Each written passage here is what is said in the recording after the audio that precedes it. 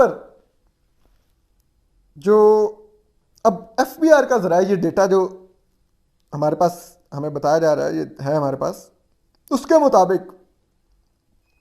2019 में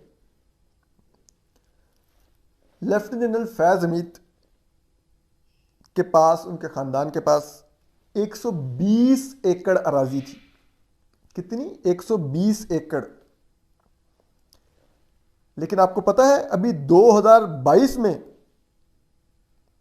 जो एफबीआर का रिकॉर्ड है वो बता रहा है कि लेफ्टिनेंट फैज हमीद और उनके खानदान के पास 2200 एकड़ ज़रूरी अराजी है। 2200 एकड़, 120 से 2200, 2080 एकड़ रकबे का इजाफा।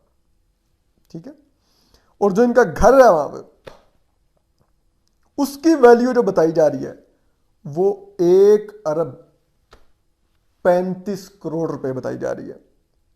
YouTube पर गुगली टीवी देखने के लिए youtube.com की सर्च बार में गुगली टीवी टाइप करें। गुगली टीवी के पेज पर सुर्ख रंग के सब्सक्रिप्शन वाले बटन पर क्लिक करना ना भूलिए। YouTube पर अपलोड होने वाली वीडियो से बाखबर रहने के लिए बेल आइकॉन पर क्लिक कीजिए। आपको हर नई आने वाली वीडियो के बारे में नोटिफिकेशन मौसूल हो जाएगा।